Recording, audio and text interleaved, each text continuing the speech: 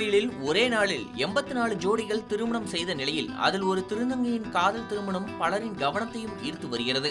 கடலூர் திருவந்திபுரம் தேவநாத சுவாமி கோயில் 108 வைணவ திவ்ய தேசங்களில் ஒன்றாகும். திருப்பதி வெங்கடாச்சலபதிக்கு வேண்டிக் கொண்டு அங்கு செல்ல முடியாதவர்கள் திருவந்திபுரம் தேவநாத சுவாமி கோயிலில் நேர்த்தி கடன் செலுத்தினால் அது திருப்பதி வெங்கடாச்சலபதிக்கு சென்றடையும் என்பது பக்தர்களின் நம்பிக்கையாக உள்ளது.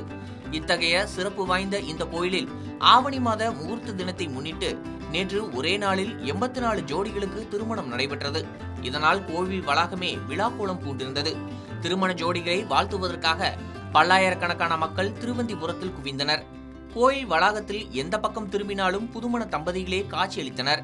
இந்த திருமணங்களில் கடலூர் பகுதியைச் சேர்ந்த திருநங்கை சஞ்சனா தனது காதலரான நாகராஜை குடும்பத்தினரின் சம்மதத்துடன் திருமணம் செய்து கொண்டது பலரின் கவனத்தையும் ஈர்த்தது.